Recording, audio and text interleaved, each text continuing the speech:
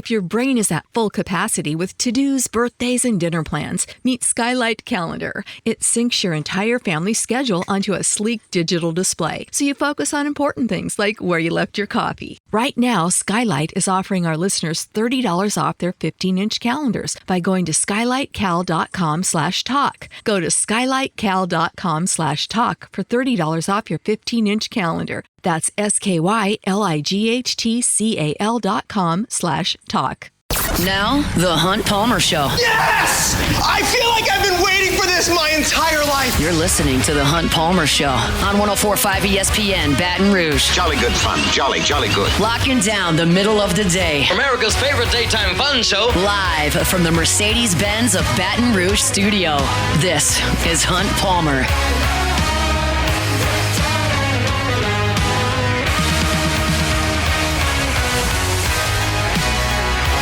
Number 2, Tuesday edition of the Hunt Palmer Show. Hope your work week's off to a good start. Appreciate you hanging out with us on 104.5 ESPN Baton Rouge. Fast-moving first hour. Chatted with Glenn West. Talked a little LSU NIL story from Wilson Alexander.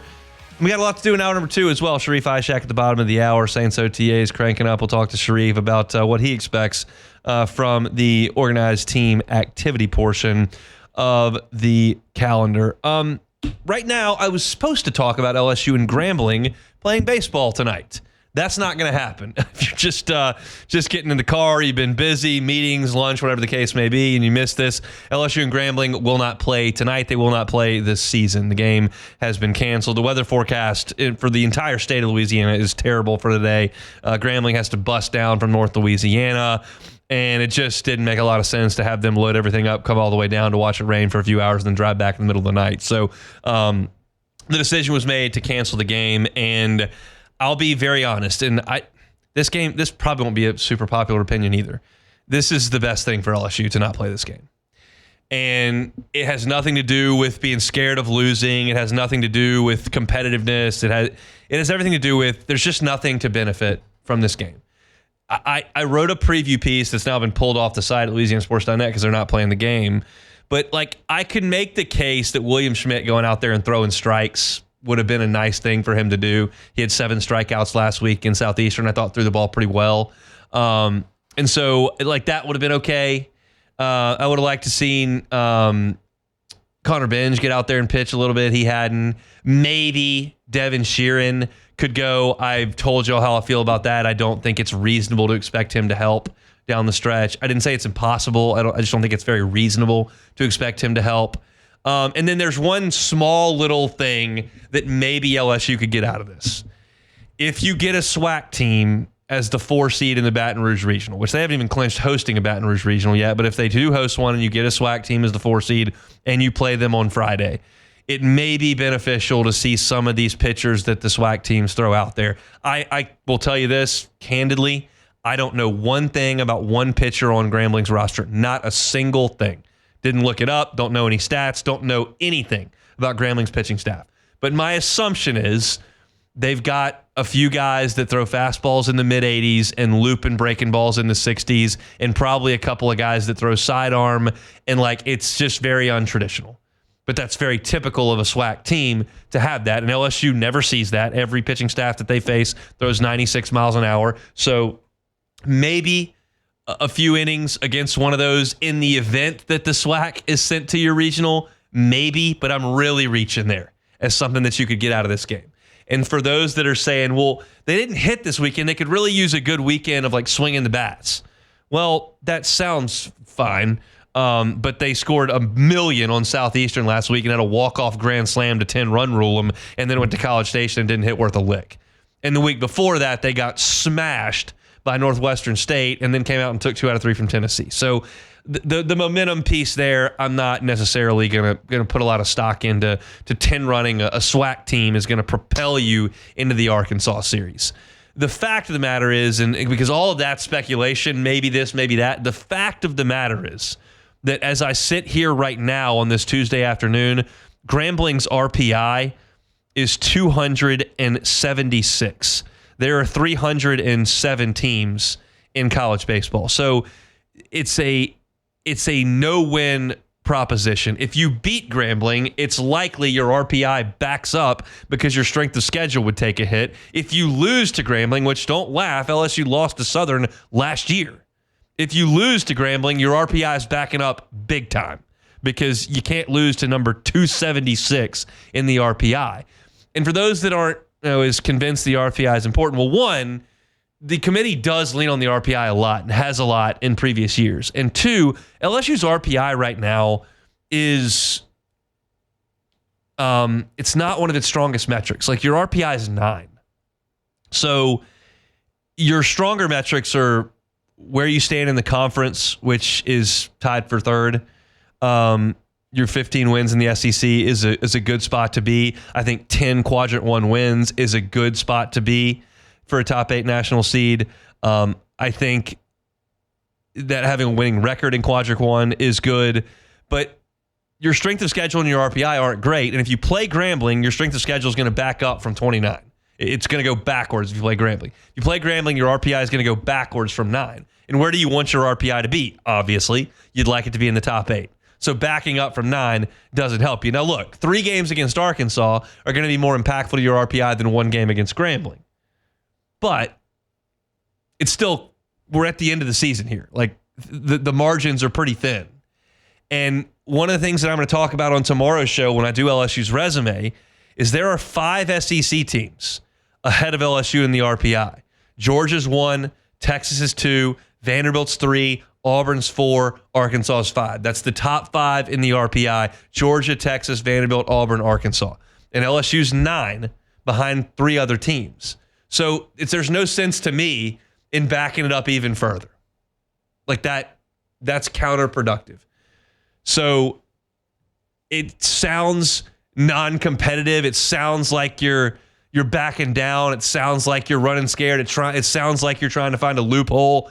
It's really just practical. Like you don't need to play Grambling. And I'll be honest, like if I wouldn't schedule Grambling. It can't help. Like I can see a game against Grambling maybe in late February that you play at 1:00 on a Tuesday where you know you're going to beat them by 1,000 and you can put some backups in the game that you want to try to get some freshmen to get some at bats and get their feet wet, and that's okay in February. We're in May. I don't need to see Grambling at the box. And so when I saw the cancellation today, I went, that makes sense. This is not like Ole Miss the year they won the national championship, canceling a game that had fine weather. That they nipped that in the bud. The NCAA said you need to have a reason to cancel a game. You can't just call the guys, mail them their check, and say, yeah, we're not going to play to protect your RPI. But the forecast stinks for today. And if that's going to be a break you catch on weather after LSU's played till 1:00 in the morning like 4 times this year because rain just continues to hammer wherever they are and the weather's been bad almost all spring. And for the one day that the weather is bad that you're going to use it to your advantage as far as your NCAA resume goes, I'm okay with it. So canceling a game with number 278 in the RPI is going to be okay with me. We'll do this. We'll go deeper into this tomorrow with LSU's resume, but it's in a pretty good spot right now. It could be better. Strength of schedule's not great. RPI is not perfect. Non-conference strength of schedule's bad. You do have a quad 4 loss, but if you put all the parts together, LSU's resume is in pretty good shape, and that's why the folks over at D1 Baseball, Mark Etheridge, Kendall Rogers, Aaron Fitt, they did their Nerdcast today and put out their latest Field of 64 that has LSU as the 4th national seed currently. So you're okay. I talked about this in the first hour as far as what you're trying to get accomplished in the 56, now 55 game schedule. You're just trying to set yourself up. LSU right now is in a pretty good spot, but as we sit here on Tuesday, I'm already telling you, like, this weekend is daunting and crucial to LSU's postseason resume and therefore to its path to Omaha. And so now LSU can put that on the back burner with Grambling, put that away, and you can focus solely on Arkansas. And it would not surprise me at all if Jay Johnson had William Schmidt and Connor Binge and Connor Ware and Maverick Rizzi and some of those guys throwing live batting practice to LSU hitters in the cage, or if they can get out there on the field today at some point because those at bats and those pitches that those pitchers are going to throw will be more helpful to LSU as far as getting reps than playing Grambling's midweek guy who throws a 59 mile an hour curveball. So that LSU will use today to their advantage in some way. They're not going to just sit home and take the day off. They'll go out there and work, and they'll try to get themselves ready to play Arkansas coming up on Friday. But when I saw that cancellation, I was happy about it. I just, as someone selfishly who I tell you this all the time, all I care about is how does it affect LSU? What's this rule? How does it affect LSU? What's this regulation? How does it affect LSU? What's this rain out? How does it affect LSU? I think it's a net positive for the Tigers. So that's where I am on that. LSU and Grambling will not play tonight. It will not be made up as LSU goes to South Carolina for a Thursday series next week. So they'll leave on Wednesday. Not going to play a game on Tuesday. So just 6 SEC games left before the conference tournament, and then it'll be postseason time in college baseball. So that's some baseball talk for you here on this Tuesday. We'll step aside. Sharief, Ishaq in 15 minutes. The Hunt Palmer Show. The Hunt Palmer Show. This is the Hunt Palmer Show on 104.5 ESPN, Baton Rouge.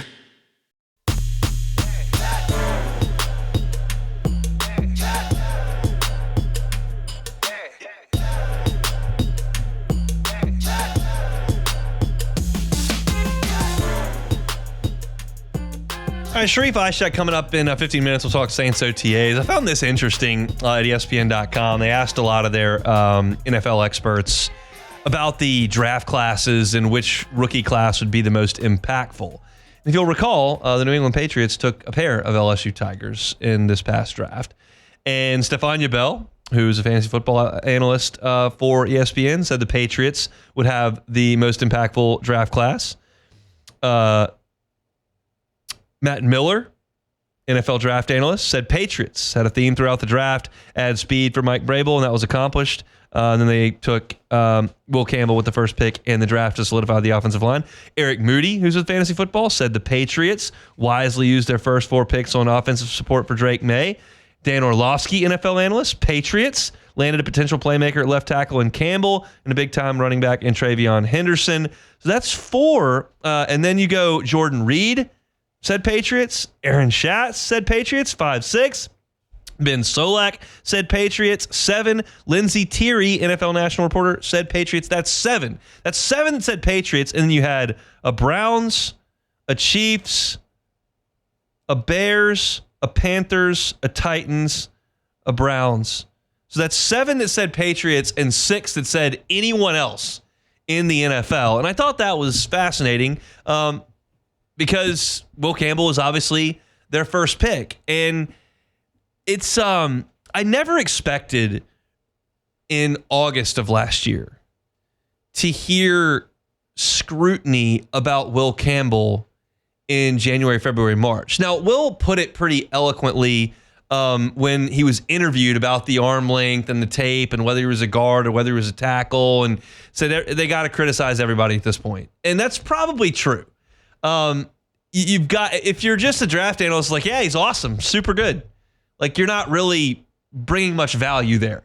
You've got to be able to give a thorough opinion that more often than not is going to have to express potential weaknesses, because nobody drafts an NFL player and everyone goes, well, that guy's going to be a star. Like, there are certainly players that get more favorable reviews than others, but like even Joe Burrow is like, well, it was 1 year. Like, you sure? Look at all the receivers he had around him. And I'm not here saying that Joe Burrow was doubted significantly as he was the first pick in the draft. He wasn't. But like, everybody is going to have something brought against him. And when you have the career that Campbell did at LSU, where he comes in a spring and is immediately named the left tackle after a week and a half of spring drills as an 18-year-old, and he plays 3 years uninterrupted as the left tackle and gives up 5 total sacks, goes an entire year without giving up a sack as a sophomore. Like, there's not a lot to critique. And that's why he becomes the 4th pick in the draft. And then ultimately, after the draft is over, you've got 7 of the 13 people in this poll calling him the spearhead of the most impactful rookie class in the NFL draft. And unfortunately, on the flip side of this discussion, The Saints are nowhere to be seen on this list. And they took 9 picks, including a top 10 pick. That by no means indicates that the Saints draft class is going to bust and not help at all. This is all speculation, and we won't know the answer to this actual answer for another 2 or 3 years. But I would have liked for somebody to step up there and go, yeah, I think the Saints really hit this out of the park. And you look at some of those draft grades immediately come out, and it's C+, D+, C-, D.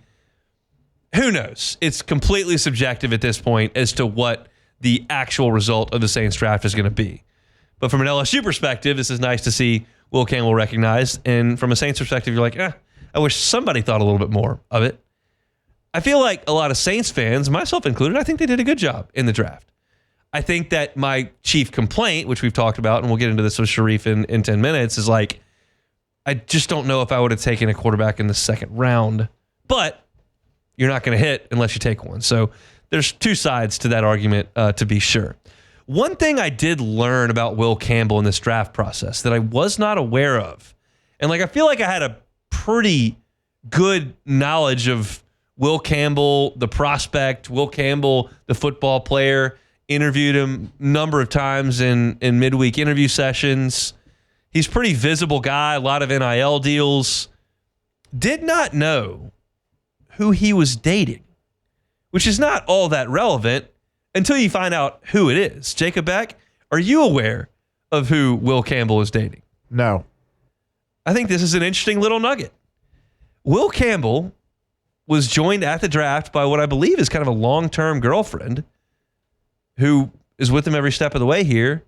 And forget her first name. It's not that important for this conversation. Last name Nussmeier. Garrett Nussmeier's sister. Whoa. Will Campbell's girlfriend. How do you think that goes? Well, I mean, if Nussmeier's going to trust himself to be protected by Will Campbell, you got to figure, all right, feel like that's a guy that I can trust to protect my sister as well. Yeah, and I guess now that they're not on the same team anymore, there's no chance of it being super awkward. I guess if you're having to break up with her. Yeah, that's a tough. You're playing Bama in early November, and you realize that he's just dumped your sister 48 hours ago, and she's hysterically crying, and she can't get any sleep. That would be tough. She's complaining to you, and you don't know what the reason is or what he may have done. That could be quite a situation. But they avoided that. And I don't know how long it's been going on. It's not all that important. I thought it was interesting when I saw the Instagram stories pop up, and Garrett was on the same thing with Will and the sister's there, and then I look at her profile and it's like, oh, that's a Nussmeier. That's Garrett's sister. And I feel like that never came out during the season if they were dating. I feel like that's something that would have popped up. We got to the bottom of the Livy Dunn Paul Skeens thing pretty quick. Yeah, but it seems that maybe, like you said, Will is definitely, he had a lot of NIL deals. He was kind of known, and you saw him on, all over different types of media. But I guess maybe she isn't a very big social media person, or maybe she is. I don't know, but at least not big enough to where it's going to be like a thing where. What do you think she she thought of his big green suit? I probably would think that she didn't care. I mean, it's like the biggest day of his life. He's going to be on every national television broadcast there is, and you come out in the big green suit. Yeah, I mean, she's probably not worried so much about the suit. I'll be honest.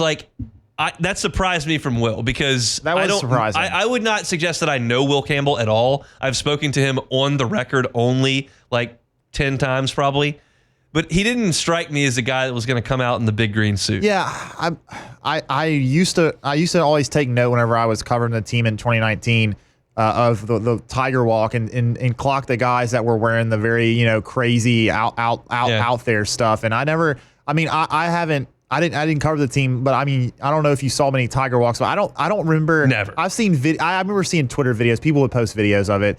I didn't see every game, but I don't remember seeing him wearing anything, too out there. But, it's the draft, so guys want to stand out. It's easy to stand out in green black. Yeah, it is. All right, that's fashion talk. That's girlfriend talk for the day. We squeezed that into about a 4-minute segment here on this Tuesday. We've had a lot that we've covered here over the last 90 minutes. Talked a lot of LSU baseball. Talked a little bit of LSU football as far as the NIL front. Wilson Alexander's got an awesome piece up at the Advocate about how LSU put together their roster in the transfer portal with the increased funds they were able to get, and he was able to put dollar amounts on it based on the sources that he talked to, and most of them were named in the story. So great stuff, and it was an interesting first segment there. If you want to check that out, you can on YouTube at Hunt on LSU. Hunt on LSU is where you can find it. That's all LSU football all year round, so you can go ahead and subscribe to that, and you can get your football fix all year over at Hunt on LSU, on YouTube, or wherever you find your podcast. We still got 35 or so minutes to go. We'll start that off with Sharief Ishaq from WDSU. Saints OTAs cranking up. We'll talk to Sharief about it coming up next. The Hunt Palmer Show. You're listening to The Hunt Palmer Show on 104.5 ESPN, Baton Rouge.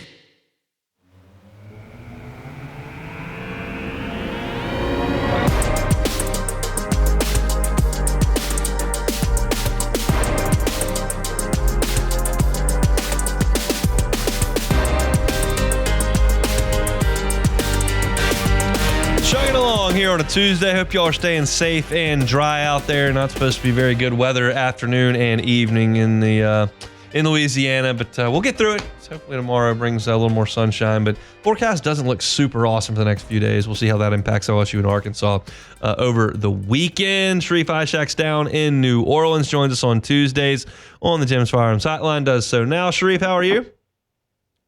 I'm all right. I'm fine, decent, I guess. I'm glad to hear that. I wouldn't want anything worse for you. Let's talk about OTAs. How big a deal are OTAs?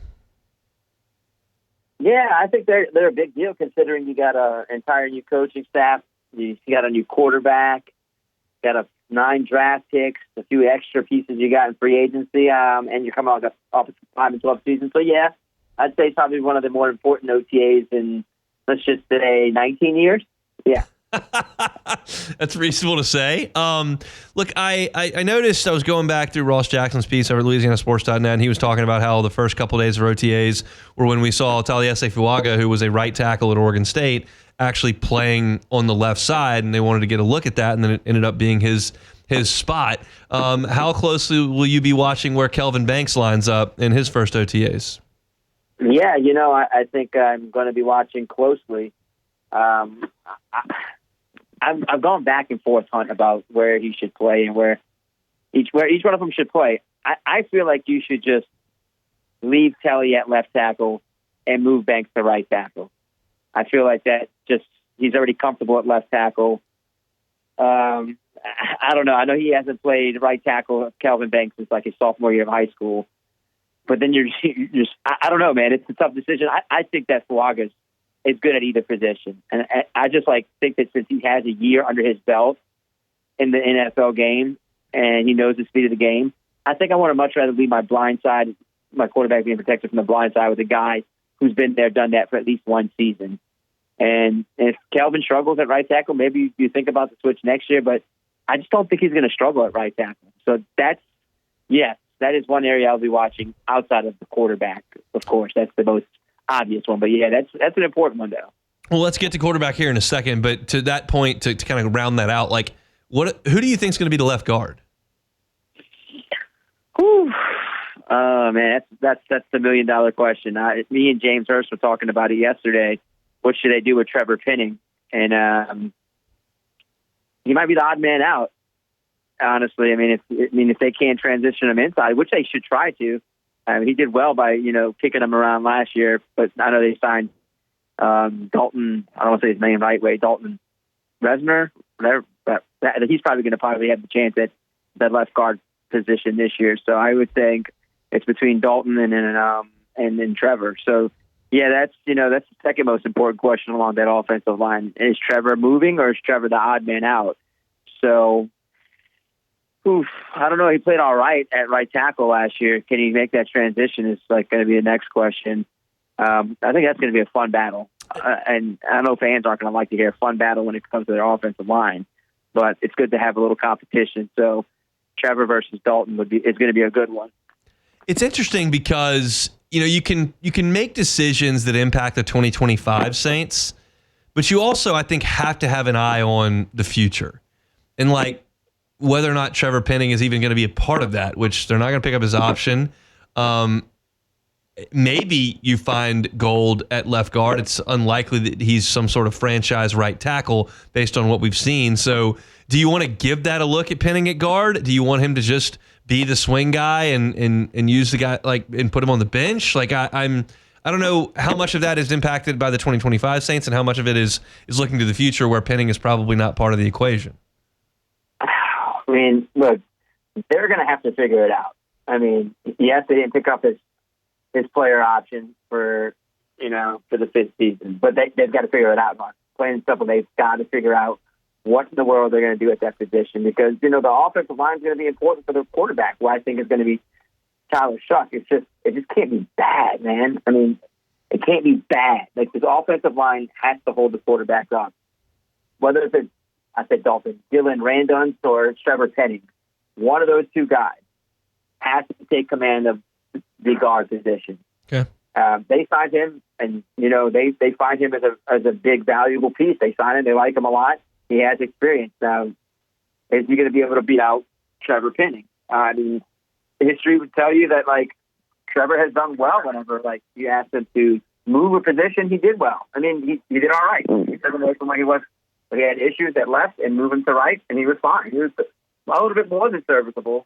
He had still the issues there toward the end of the season, but at least he was available and played pretty tough for the team for most of the season, just like Taliesin. But one of those guys, Dylan or Trevor, is going to have to take command of that left guard position, and whoever doesn't get it, man, they need that. They need that, the extra guys or two because in world class, you got a lot of guys out here who have experience. They need desperately to keep the quarterback upright. If you don't have the quarterback upright, you have no chance in the world to do anything serviceable on this team on offense next year.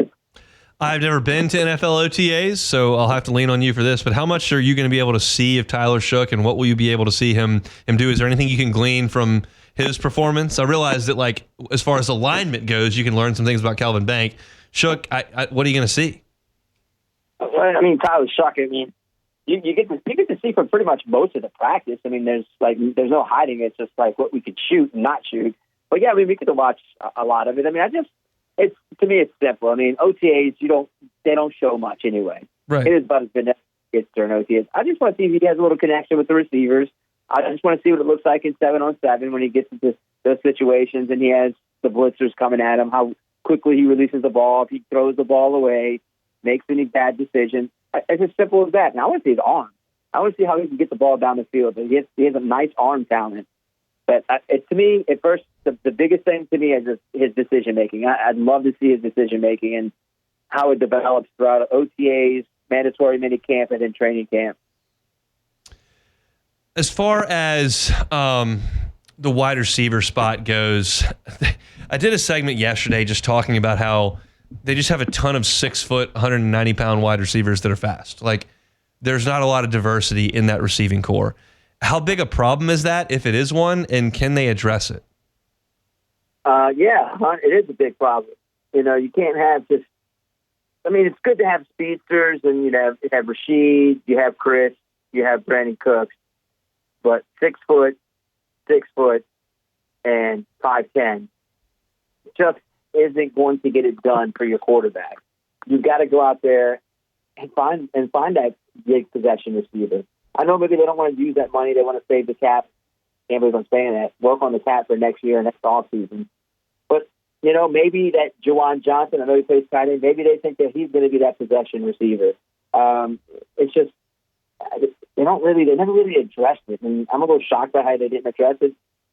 But maybe maybe they go out there and try to chase down a Keenan Allen or some other veteran receiver. But you have to convince them. You have to convince some of these veteran receivers during training camp to come to New Orleans, a team that's, struggling, coming off a 5-12 season, a new staff, new quarterback, guy might be in his twilight years. Does he want to come to New Orleans? You have to convince that receiver like Keenan Allen to come here and take that job.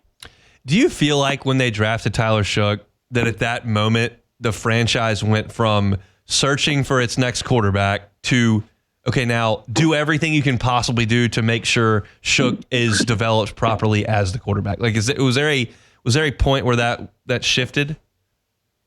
Yeah, I think he's there. They drafted him to develop him. I mean, I don't think they were wasting a pick at number 40 to just make the pick. I think they drafted him thinking, hey, this is, I got told that Mickey has given each one of their head coaches their quarterback. He gave Sean Drew, gave Dennis Derrick, and now he's given Kellen Tyler Shuck. And this is the guy that he wanted, so he's going to have some time to develop him. I don't think they brought him in here to say, all right, you fail, we're drafting a quarterback next year. Man, they could. They certainly could if they had landed in the top 3 or 4. But I think they want to at least give him the opportunity to develop. I mean, we got some people who rave about him, NFL insider analysts, and you have some who don't rave about him. It's just so hard to tell. I mean, he looks the part. If you look at him, he's 6'5", 220, 225. He certainly looks the part. And he's got the experience from college. 25 will be 26 in September. You would think that he's gonna grasp the game at some point this year, and you're like, okay, maybe they don't need to think about a future quarterback. Maybe he's in the building. Maybe we just need to put pieces around him the next couple off seasons. Yeah, that's the kind of the point I'm getting at is like how comfy a landing spot do you think this is for Shook, or do you think they got a long way to go in putting the pieces around him?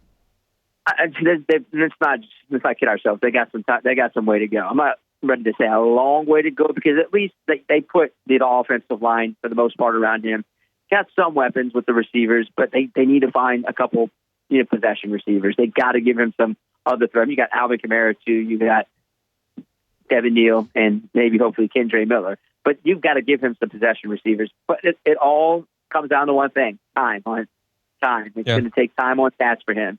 It's just not going to happen overnight. It's not going to be like Jaden Daniels. Jaden Daniels was a one-off, and so was Joe Burrow. I mean, you could probably say Jaden more because I think Joe got hurt his rookie year. So it's tough, man. It's tough to do what Jaden did in his rookie year and expect that every rookie quarterback to have close to that type of production because it ain't going to happen. But sometimes there's a pot of gold there at the end where Joe did get hurt. And you think that's a bad deal. Well, that allowed them to have a bad record and draft Jamar Chase. So that ended up working out for them. Anything else that you're kind of looking at as far as OTAs? I know you're big on Devin Neal. Is there anything on defense that you're looking at? Look, it's good that we get a chance to look at him for the first time this week in rookie minicamp. But rookie minicamp is just so not much. It's not much you see. But I do want to see.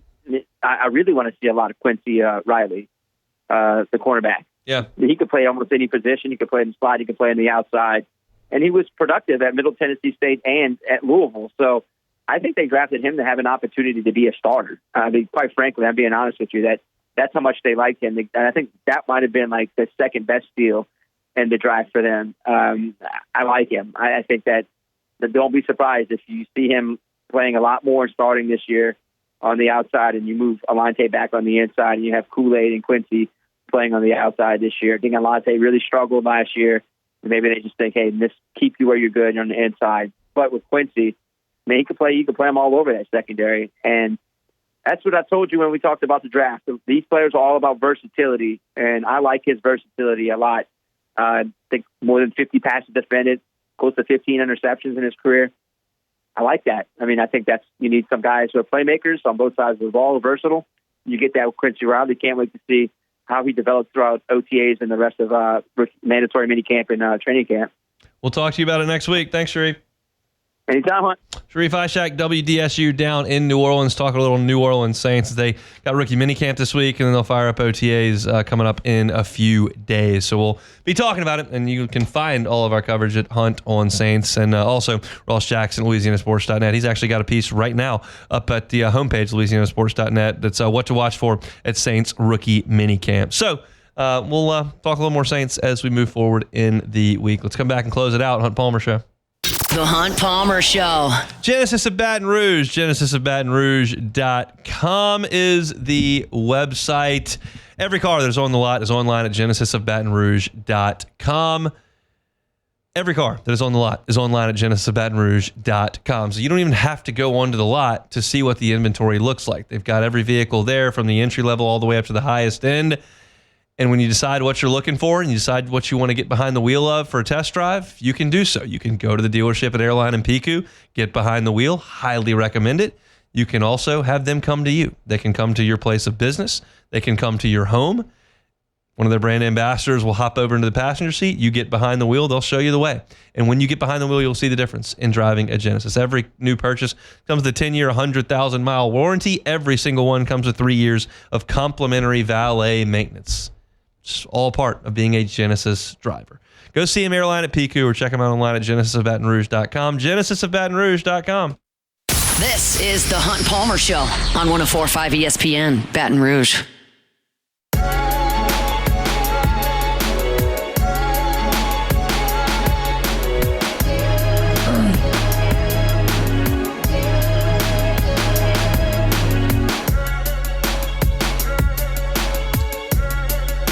.104.5 ESPN Baton Rouge Mommel Ganger contest is now underway. Show us your best mom and me lookalike photos. Voting ends today, May 6th, and we'll announce a winner tomorrow, May 7th. The picture with the most votes will win $1,500 in jewelry from Selassie Jewelry and Fine Gifts. Happy Mother's Day from 104.5 ESPN Baton Rouge. And also, the 104.5 ESPN Baton Rouge Spring Cha-Ching, powered by Citizens Bank and Trust, is back. Register today at 1045ESPN.com for your chance to win $5,000 in cash. It's Spring Cha-Ching from Citizens Bank and Trust and 104.5 ESPN Baton Rouge. The college football-based Twitter handle Sickos Committee, which is appropriately named. They're big into college football. They're putting out some alternate uniforms that are just impossible to look at. They've got one that's Tennessee checkerboard, but it's tiny checkerboard, the entire thing. They've got an Alabama houndstooth head to toe. Whew, not looking good, but thankfully not real either. So we don't have to worry about that. If you're missing, just jumping in the car, you're just off of work, missed the news of the day. LSU and Grambling canceled for tonight due to weather. Not postponed. They're not going to play it tomorrow, and they're not going to play it next week. LSU is just going to play 56 games in the regular season. Will not play Grambling. At the top of this hour, I kind of detailed why I didn't think that was the worst thing in the world.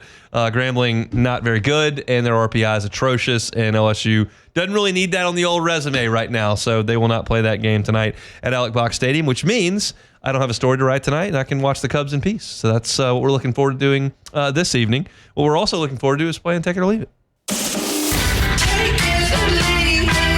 Take it or leave it. Take it or leave it. Today's hottest stories in sports, news, and sometimes even Hunt's life. The question is, will he take them or leave them? Alrighty, first one, Hunt. You know I will never pass up an opportunity to talk about Live Golf.